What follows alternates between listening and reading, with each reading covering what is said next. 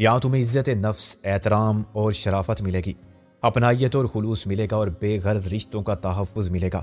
اگر تم میں آبرومندی کے ساتھ جینے کی خواہش ابھی تک زندہ ہے، اگر تم چاہتی ہو کہ اپنے مجبور ماضی کی تاریکی سے نکل کے آزادانہ ایک روشن مستقبل کی طرف بڑھو، اگر تم مایوسی پشیمانی کی دلدل کو چھوڑ کے ہم سب کی طرح امیدوں، خوابوں، خوشیوں کے خوبصورت سفر کا آغاز کرنا چاہتی ہو، تو پھر ہم تمہارے ساتھ ہیں اور تم ہمارے ساتھ ہو۔ وہ رونے لگی۔ کیا اب بھی یہ ممکن ہے؟ اب بھی ایسا ہو سکتا ہے؟ کیوں نہیں ہو سکتا مارگریٹ؟ نہیں، اب تو بہت دیر ہو گئی ہے۔ میں سرتاپا غلاظت میں لتڑی ہوئی ہوں۔ میرا وجود مجسمہ تعفن اور کراہیت ہے، نفرت کے قابل ہے۔ میں نے اس کے شانے پر ہاتھ رکھا۔ ہم سب بھی تم جیسے ہی ہیں۔ خدا کے سوا کوئی نہیں جانتا کہ کس کے اعمال کا گناہ کتنا بڑا ہے اور کون گناہ گار نظر آنے والا اس کی رحمت کا حقدار ہوگا۔ وہی نیت کا حال جانتا ہے، چنانچہ توبہ کے دروازے آخری وقت تک کھلے رہتے ہیں۔ تم نے کیسے فرض کر لیا کہ اب کچھ نہیں ہو سکتا؟ کاش پہلے مجھے یہ موقع ملتا۔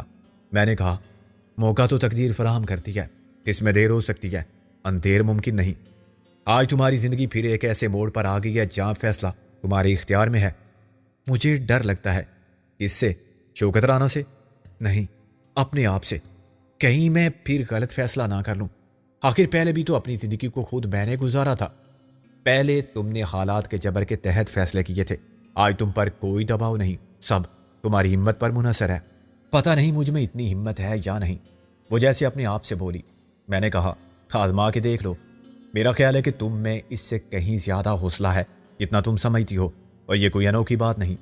آدمی پہلا قدم اٹھاتے ہوئے ڈرتا ہے، پھر ہر قدم کے ساتھ حوصلے اور اعتماد میں اضافہ ہوتا جاتا ہے، اتنی تیزی سے کہ آدمی حیران رہ جاتا ہے۔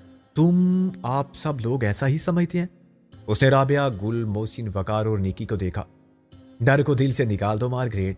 رابعہ نے اس کا ہاتھ تھام لیا۔ گل نے کہا، خدا بھی ان کی مدد کرتا ہے جو اپنی آپ مدد کرتے ہیں۔ واہ، کیا زبردست اور نئی بات کی ہے میری گھر والی نے۔ علم و دانش، فہم و فراست سے بھرپور کتابوں میں بھی یہی لکھا ہے۔ گل نے خفگی سے کہا، کیا یہ غلط ہے کہ مذاق اڑا رہے ہو؟ بھلا تم غلط کہہ سکتی ہو، یوں سمجھو کہ تم نے نہیں، میں نے کہی ہے یہ بات۔ اور مارگریٹ، گل کبھی مذاق نہیں کرتی، بلکہ مذاق کو سمجھتی ہی نہیں ہے۔ اس سے پہلے کہ گل مزید برا مانتی، عالم خواب سے مولوی خادم حسین نمودار ہوئے۔ کچھ ایسا ہی المیہ اپنا بھی ہے جی، وہ آ بھر کے بولا۔ اس نے ایک وقت کی سمجھ میں کوئی لطیفہ نہیں آتا، پورا لطیفہ سن کے پوچھتی ہے، پھر کیا ہوا؟ موسی نے کہا، تمہارے لطیفے پر روتی نہیں، بڑا حوصلہ ہے اس کا، اسے تو ہنسنا آتا ہی نہیں جی۔ خادم نے کہا۔ محسن بولا، تمہاری صورت دیکھ کے بھی کمال ہے۔ محسن صاحب، میں دیکھ رہا ہوں کہ منتظر صاحب کی وجہ سے آپ بھی بے لگام ہو رہے ہیں۔ خادم خفا ہو گیا۔ اللہ تعالیٰ کی دی ہوئی صورت کا مذاق اڑانا بھی کفر ہے، اور پھر میری صورت تو ماشاءاللہ لاکھوں میں ایک ہے۔ انسانوں کی بات کر رہے ہیں؟ محسن نے اسے مزید مشتعل کیا، تمہارے والد ماجد کیا تھے؟ خادم حسین بھڑک اٹھا، دیکھیں جی، گالی برداشت نہیں ہوتی مجھ سے خالی پیٹ۔ میں کیا گدھے کی طرح دو لتی جھاڑتا ہوں یا گھوڑے کی طرح انہیں نہاتا ہوں؟ سینگ ہے میرے سر پر بیل جیسے۔ میں نے ہنس کے کہا، یار خادم حسین، تم بلا وجہ ناراض ہو رہے ہو۔ محسن کا مطلب تھا کہ تمہارے والد آخر کیا چیز تھے؟ ٹیلر تھے یا جیلر، وزیر تھے یا فقیر؟ خدا نہ کرے جی۔ محسن نے کہا، یار ذرا مولوی خادم حسین کی صورت پر تفصیل سے غور کرو۔ اس کے کان ہے نا بالکل ویسے ہی خر گوشت جیسے۔ میں جانتا ہوں گوشت کسے کہتے ہیں کان کو، اور خر گدھے کو۔ فارسی پڑھی ہے میں نے، خادم حسین نے چمک کے کہا۔ اور آنکھیں؟ محسن نے اپنی بات جاری رکھی، وہ جو ہم پچھلی عید پر بکرا لائے تھے نا، ہے نا وہی آنکھیں، سرمے کے بغیر ذرا گول لگتی ہیں، الو جیسی، اور چال شتر مرغ جیسی تو ڈال شتر جیسی، آواز جیسے مینڈکی کو زکام ہو گیا ہو، چلتا پھرتا چڑیا گھر ہے اپنا خادم حسین۔ خادم حسین میں اتنا سننے کی تاب کہاں تھی؟ وہ زچ ہو جاتا تو پھر جواب جائلاں باشد خاموشی کہہ کے واک آؤٹ کر جاتا۔ نکی نے محسن کو ڈانٹا، یہ کیا بدتمیزی ہے، آتی اس کے پیچھے پڑ گئے، حد ہوتی ہے ہر بات کی۔ ہاں، جیسے ایک حد ہے تمہاری عقل کی، مگر بے وقوفی کی حد نہیں ہے۔ وقار بولا، کیا کہا؟ نکی جاتے جاتے پلٹ گئی، کچھ نہیں، میں کہہ رہا تھا کہ غصے میں تم کتنی حسین لگتی ہو۔ وقار نے دانت نکال کے کہا، مولوی خادم حسین سے بھی زیادہ۔ وقار ذرا ہوش میں رہو، ورنہ ابھی سب کے سامنے۔ ابھی سب کے سامنے؟ نہیں، اب اتنے بے شرم بھی نہیں ہیں ہم، مانا کہ بڑی محبت ہے ہم میں۔ وقار نے گھبرانے کی اداکاری کی، جی تو میرا بھی چارہ ہے، لیکن نکی نے غصے میں کوشچن مارا جو وقار کی بجائے میرے لگا۔ ذرا دیکھ کے مسز دلاور، یہ کسی اور کی پراپرٹی ہے اور خاتون وکیل ہیں، کیس کر دیں گی۔ چلو جاؤ تم اس بیچارے مولوی خادم حسین کو ناشتہ کراؤ، ہم تو ویسے ہی کچھ تیغ ستم ہیں، وہ مر جائے گا بھوک سے، وقار نے ہنس کے کہا۔ اچانک مارگریٹ نے کہا، میں رہوں گی تم سب کے ساتھ۔ میں نے کہا، ویری گڈ، ہم آج ہی تمہارے لیے رہائش کا انتظام کرتے ہیں۔ کیا میں یہاں نہیں رہ سکتی سب کے ساتھ؟ مارگریٹ نے بوجھے ہوئے لہجے میں کہا، اس لیے کہ میں مسلمان نہیں ہوں؟ میں نے سنجیدگی سے کہا، فضول بات مت کرو، ہم سب ساتھ ہی ہیں، مگر یہ فیصلہ تو پہلے ہی کر چکے تھے کہ ایک جگہ نہیں رہیں گے۔ تمہارے ساتھ اس گھر میں غالب اور گل ہوں گے، محسن ہوگا اور بوبی۔ بوبی کون ہے؟ وہ بچہ؟ ہاں، ہمارا بیٹا۔ گل نے کہا، تم نے دیکھا نہیں کتنا پیارا ہے؟ ابھی سو کے اٹھے گا تو دیکھنا، کتنی شرارتیں کرتا ہے، اتنا انساتا ہے سب کو۔ گل کا چہرہ مامتا کی روشن تصویر ہو گیا تھا۔ اب نہ مجھے یہ بتانے کی ضرورت تھی کہ وہ فوزیہ کا بیٹا ہے، اور نہ محسن کو یہ بتانے کی کہ بوبی اس کا بھانجا ہے۔ اس کے ماں باپ کو قتل کرنے والے بھی وہی ہیں جو ہمارے دشمن ہیں، اور تقدیر نے بوبی پر یہ ستم کیوں کیا تھا؟ اب تک مسئلہ صرف گل کا تھا جسے ہم بوبی کی وجہ سے دور رکھنا چاہتے تھے، مگر اب غالب کے لیے بھی ایک گوشہ عافیت ضروری ہو گیا تھا، جہاں وہ مارگریٹ کی نگرانی میں رہے اور خود مارگریٹ کو بھی تحفظ ملے۔ ابھی تک تو ہم نے سنجیدگی سے مکان کی تلاش بھی شروع نہیں کی تھی۔ مجھے خیال آیا کہ اتوار کی صبح شائع ہونے والے اخباروں میں ہر قسم کے اشتہارات شائع ہوتے ہیں، اور شاید کرائے کے لیے خالی مکانوں میں سے کوئی ہمیں مل جائے، لیکن اخبار ابھی تک نہیں آیا تھا۔ وقار نے کہا، اتوار کو کچھ دیر سے آتا ہے، لیکن جس اخبار کا تمہیں انتظار ہے وہ نہیں آئے گا۔ محسن بولا، کیوں؟ اس کی اشاعت پر پابندی لگ گئی ہے؟ میں انگریزی کا اخبار لیتا ہوں، میرا سٹینڈرڈ اونچا ہے، اخبار والا تو آئے گا۔ میں نے گھڑی دیکھی، دیکھنا یہ ہے کہ اپنے لنگڑے صافی نے خبر پوری لگائی ہے یا نہیں۔ اس نے تو کہا تھا کہ صفحے اول پر باکس میں 100 کالمی سرخی اور تصاویر بھی ہوں گی۔ اسی وقت باہر ایک دھماکہ ہوا۔ وقار ایک دم اچھلا، وہ آیا اور گیا۔ کون آیا اور گیا؟ محسن نے کہا، اخبار والا۔ وقار بولا، ہم پہلے سے دروازے پر موجود ہوتے تو اسے روک سکتے تھے، اب تو وہ پہنچ گیا ایک فرلانگ دور۔ یعنی اب بازار جا کے اخبار لانا پڑے گا؟ نہیں، میں باہر ہی انتظار کرتا ہوں، اور اخبار والے آئیں گے اس کے بعد بھی کسی کو پکڑتا ہوں۔ وقار بولا اور باہر نکل گیا۔ مارگریٹ غالب کو دیکھنے چلی گئی۔ وہ اس کی طرف سے اتنی ہی فکر مند رہتی تھی جتنی بوبی کے لیے گل۔ بچوں کا دیر تک سوتے رہنا اچھی بات ہے، مگر گل کو فکر تھی کہ ہر روز بوبی 9 بجے تک اٹھ جاتا ہے، تو آج 9:30 تک کیوں سویا ہوا ہے؟ میں اور محسن تھکن اور نیند کے مارے ہوئے صوفوں پر دراز تھے۔ میں ابھی تک گزشتہ رات کے بارے میں سوچ رہا تھا۔ محسن، وہ فلم کہاں ہے؟ انیس احمد کی خرمستیوں کی۔ محسن نے کہا، مال غنیمت کے بنڈل میں باندھی تھی میں نے۔ اور مال غنیمت کیا ٹیکسی میں رہ گیا؟ چلتے وقت انیس کے گھر میں تو نہیں چھوڑ دیا تھا سب کچھ؟ نہیں یار، اتنا بھی بد حواس نہیں تھا میں۔ محسن بولا، ہم غالب کو اتار کے واپس گئے تھے تو میں نے وہ گٹری بھی اتاری تھی، وہیں گیراج میں ڈال دی تھی۔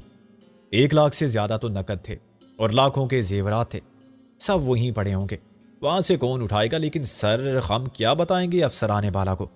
افسرانے بالا؟ میرا مطلب تھا گل سے، رابعہ سے، ان کے سوا کون جواب طلبی کر سکتا ہے ہم سے؟ محسن انسا، نقد کی تو خیر کوئی بات نہیں، مگر زیورات کے بارے میں مجھے بھی علم نہیں، اصل ہیں یا ایمیٹیشن؟ اصل ہیں تو کتنی مالیت کے؟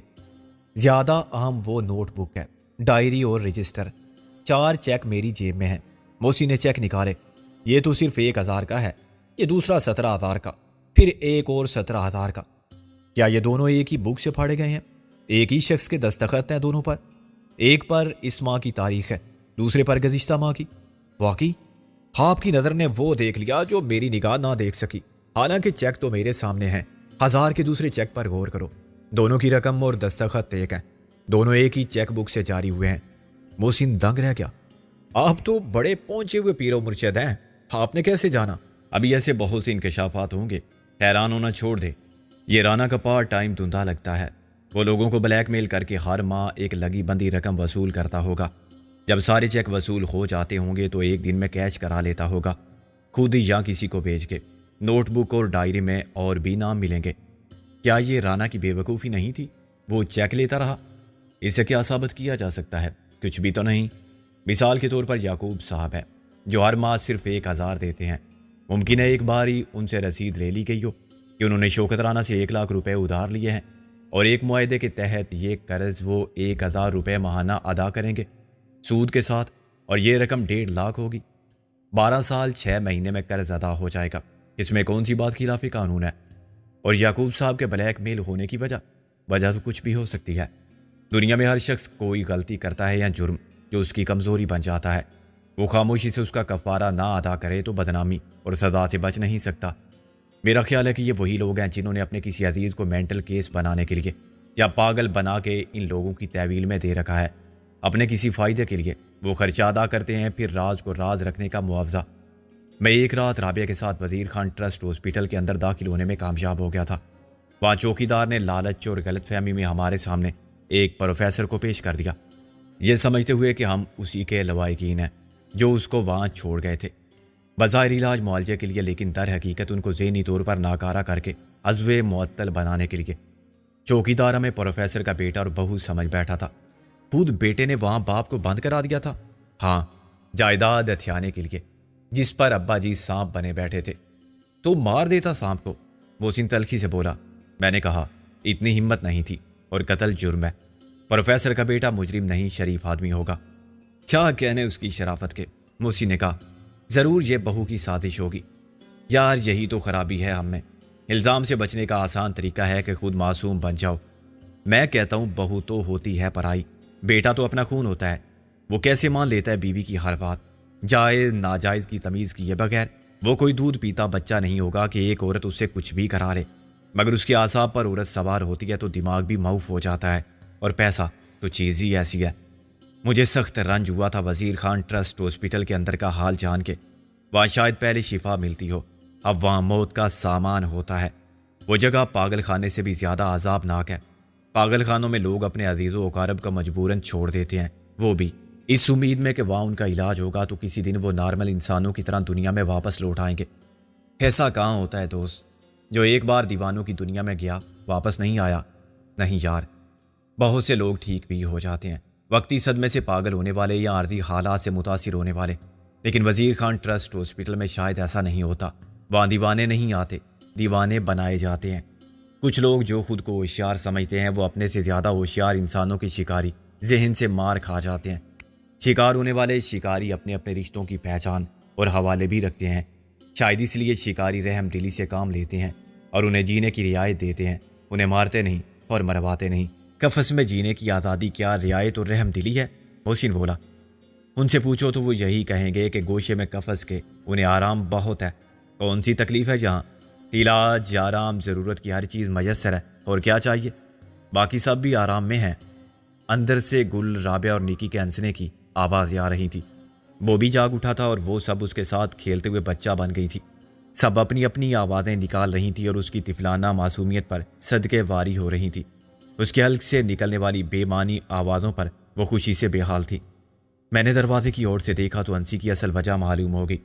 رابعہ گھوڑا بن کر اسے سیر کرا رہی تھی اور گل نے بوبی کو اس کی پیٹھ پر بٹھا رکھا تھا۔ ابھی اس نے خود بیٹھنا نہیں سیکھا تھا۔ نکی نے دوپٹے کو بل دے کر چابک بنا لیا تھا اور گھوڑے کو ہانک رہی تھی۔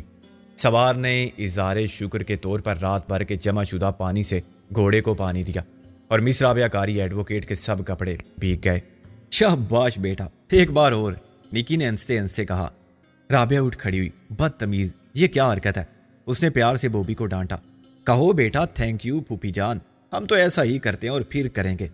نکی نے دوپٹہ کھول لیا۔ پہلے چھوٹی شوشو پھر بڑی شوشو۔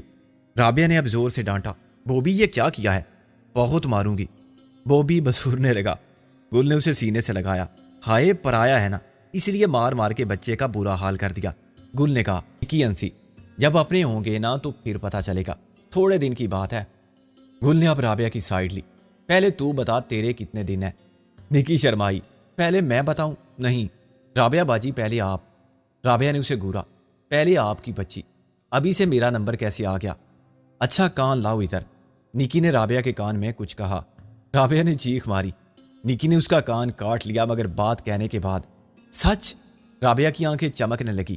وقار کو بتایا؟ یار مجھے بھی تو بتاؤ کچھ، گل نے کہا۔ نکی نے پھر وہی حرکت کی اور اب گل چلائی۔ کیا واقعی؟ میں بتاتی ہوں سب کو۔ وہ کان ملنے لگی۔ ارے گل ابھی نہیں۔ نکی کا رنگ لال ہو گیا تھا۔ ایسے نہیں، پھر کیا ڈھول تاشے کے ساتھ اعلان ہوگا؟ ٹی وی ریڈیو پر بتایا جائے گا؟ رابعہ بولی، وہ خود بتا دیں گے، پہلے میں انہیں بتا دوں۔ نکی خوشی سے بے قابو ہو رہی تھی مگر پھر بھی منہ چھپا رہی تھی۔ کل سالگرہ ہے نا ہماری شادی کی، یہ خبر ایک تحفہ ہوگی میری طرف سے، ایک سرپرائز۔ رابعہ اور گل کو اسی دلیل نے قائل کر لیا۔ میں نے محسن کو دیکھا جو میرے تجسس کو دیکھتے ہوئے ساتھ آ کے کھڑا ہو گیا تھا۔ اس نے گردن لمبی کر کے بلند آواز میں کہا، بھائی مبارک ہو سب کو۔ میں نے بھی سر نکال کے کہا، خیر مبارک شیروانی صاحب۔ خواتین پہلے اچھل پڑی، پھر چلانے لگی، شرم نہیں آتی؟ گل نے محسن کو ڈانٹا۔ محسن نے دانتوں کی نمائش کی، نہیں جی بالکل نہیں۔ رابعہ نے شور مچایا، چھپ چھپ کے عورتوں کی پرائیویٹ باتیں سننا بہت بری بات ہے۔ کیا کریں، میں نے مسکینی سے کہا، ساری عادتیں ہی ایسی ہیں جی ہماری، بلکہ کچھ تو اس سے بھی بری ہیں، بچپن ہی میں بگڑ گئے تھے ہم۔ محسن بولا، آپ لوگوں نے بالکل ہی چوپٹ کر دیا، اس سازکی میں عزت سادات بھی گئی۔ مارگریٹ ایک طرف بیٹھی مسکرا رہی تھی۔ ہماری آپس کی بے تکلفی، اپنائیت، خلوص کے رشتے نے اسے حیران کر دیا تھا۔ شاید کبھی اس نے ایسے ہی ہنستے کھیلتے خوشیوں سے معمور گھر کے خواب دیکھے ہوں گے، لیکن ان کی تعبیر الٹی نکلی۔ پھر وہی خواب اس کا عذاب بن گئے تھے۔ اس نے بوبی کو گل سے لے لیا، لاؤ میں اسے واش کر دوں۔ گل نے کہا، اپنا منہ بھی دھو لینا اور دوبارہ مت رونا۔ رابعہ نے کہا، رونے سے کچھ نہیں ہوتا، آنسو کبھی تقدیر کے لکھے کو نہیں مٹا سکتے۔ جینا سیکھو مارگریٹ، موت بھی آئے تو مسکراتے ہوئے استقبال کرو۔ نکی نے کہا، ہاں روئیں تمہارے دشمن، کوشش یہی کرو۔ پیچھے سے وقار نے اخبار کا گولا میزائل کی طرح داغا جو محسن کی کمر پر لگا۔ وہ اچھل کے پلٹا، پھر ہم ایک ساتھ اخبار کی طرف جھپٹے۔ اس کا آدھا حصہ میرے ہاتھ آیا، آدھا محسن کو ملا۔ پہلا صفحہ یہ ہے۔ میں نے چھلانگ لگائی اور صوفے پر جا بیٹھا۔ وقار نے کہا، کچھ نہیں ہے پہلے صفحے پر۔ کیا مطلب؟ میں نے شاہ سرخی سے ہر ذیلی خبر کی سرخی تک نظر دوڑائی۔ محسن صوفے کی پشت سے آگے جھک کر دیکھتا رہا۔ اس پر واقعی دلاور کی گرفتاری کے بارے میں ایک سطر کی خبر بھی نہ تھی۔ واٹ از دس؟ اس حرام زادے نے تو کہا تھا کہ کالمی سرخی ہوگی باکس میں نے برہمی سے کہا، نہ خبر نہ تصویر۔ محسن بولا، یار صفحہ پلٹ کے دیکھو۔ وقار نے مایوسی سے سر ہلایا۔ میں نے اخبار خریدتے ہی دیکھ لیا تھا، اندر باہر کہیں کچھ بھی نہیں ہے۔ یہ کیسے ہو سکتا ہے؟ محسن نے اپنے حصے کے اخبار کو کھنگالتے ہوئے کہا، اتنا بڑا واقعہ؟ جو واقعہ پیش آیا ہی نہیں اس کی خبر کہاں سے آئے گی جناب؟ وقار نے اس کی بات کاٹ دی۔ کوئی خواب دیکھا ہوگا تم نے، اور خواب میں سے نکل کے غالب اور مارگریٹ یہاں پہنچ گئے۔ محسن نے بگڑ کے کہا، یہ دوسری سٹوری ہے۔ وقار نے کہا، اس کا بھلا دلاور کی گرفتاری سے کیا تعلق؟ اور وہ جو انیس احمد کسٹم آفیسر کے پڑوس میں ہوا، شوکت رانا کی نئی کوٹھی میں، وہ بھی دوسری سٹوری ہے۔ وقار بولا، بکواس کرتے ہو تم۔ محسن نے غصے میں کہا، کوئی دوسری تیسری سٹوری نہیں۔ اچھا تو دیکھ لو خود ہی اپنی آنکھوں سے، پڑھ لو۔ وقار بولا، پہلے اردو میں پڑھو پھر اس کا ترجمہ انگریزی میں۔ وقار مذاق نہیں کر رہا تھا۔ اردو کے اخبار میں مجھے 5ویں صفحے پر جانچ شہر کی غیر اہم خبریں ہوتی ہیں۔ 2 مختصر خبریں ملی۔ ایک خبر میں یہ بتایا گیا تھا کہ ڈاکوؤں نے چوکیدار کو قتل کر کے کوٹھی کا صفایا کر دیا۔ یہ کوٹھی مشہور سماجی کارکن اور بزنس مین شوکت رانا کی ہے۔ عین وقت پر جب ڈاکو اس کارروائی میں مصروف تھے، شوکت رانا اپنے محافظوں کے ساتھ پہنچ گئے، مگر ڈاکوؤں نے مقابلہ کیا اور شوکت رانا کے محافظ بھی ہلاک ہو گئے۔ ڈاکو جاتے جاتے گاڑی کو بھی آگ لگا گئے۔ اس خبر کا عنوان تھا، جسے اللہ رکھے اسے کون چکھے۔ خود شوکت رانا اس لیے بچ گئے کہ ان پر ڈاکوؤں کی نظر نہ پڑ سکی۔ دوسری خبر کا تعلق ایک حادثے سے تھا۔ اس میں اخبار کے سینئر رپورٹر اور بے باک نامور صحافی کے ساتھ پریس فوٹوگرافر کی المناک موت کا ذکر تھا، جو نصف شب کے قریب موٹر سائیکل پر اخبار کے دفتر لوٹتے ہوئے کسی نامعلوم تیز رفتار ٹرک کی ٹکر سے ہلاک ہو گئے تھے۔ غازی کی موت پر قتل کا شبہ تک ظاہر نہیں کیا گیا تھا، لیکن کہا گیا تھا کہ پولیس تیزی سے تفتیش کر رہی ہے اور ڈی آئی جی نے کہا ہے کہ 24 گھنٹے کے اندر اندر ٹرک ڈرائیور کو گرفتار کر لیا جائے گا۔ حال میں اشتعال میں محسن نے اور میں نے غازی کو جتنی گالیاں دی تھیں، وہ دوسری خبر پڑھنے کے بعد ہمارا گناہ بن گئی تھی۔ وہ مر چکا تھا، بلکہ مارا جا چکا تھا۔ کل تک ہم جس کو گفتار کا غازی کہتے تھے، وہ غازی آج شہید ہو گیا تھا۔ یہی خبر انگریزی کے اخبار میں بھی تھی، جسے ہم نے صبح سے اب تک کھول کے نہیں دیکھا تھا، صرف اس لیے کہ چودھری دلاور کی گرفتاری کی خبر صرف اور صرف غازی کی خصوصی خبر، جو انتہائی خاص سٹوری تھی، وہ خبر جو کسی اور اخبار میں نہیں مل سکتی تھی۔ میں اور محسن سخت صدمے کی کیفیت میں تھے اور ہمیں اسے سنبھلنے میں کچھ وقت لگا۔ یہ کوئی بڑا گھپلا ہوا ہے محسن، میں نے کہا۔ آخر یہ خبر دوسرے اخبارات تک کیسے پہنچی؟ وہاں صرف غازی تھا اور اسی کے ساتھ آنے والا ایک فوٹوگرافر۔ یہ ناممکن تھا کہ وہ اتنی بڑی سٹوری کے لیے آدھی رات کے بعد آئے اور خبر اس کے ہاتھ سے نکل جائے۔ خبر غازی نے نہیں لی کی، ان لوگوں نے پہنچا دی جنہوں نے غازی کو اپنے اخبار کے دفتر پہنچنے سے پہلے مار دیا۔ محسن سخت مشتعل تھا۔ وہاں ہم تھے، پولیس والے، یقیناً انہی میں سے کسی نے حق نمک ادا کیا۔ چودھری دلاور اور شوکت رانا کے کسی زر خرید نے راز فاش کر دیا۔ دلاور اینڈ کمپنی کے شکاری کتے ہوشیار کر دیے گئے۔ یقیناً انہوں نے راستے ہی میں چودھری دلاور کو بھی آزاد کرا لیا ہوگا اور شوکت رانا کو بھی۔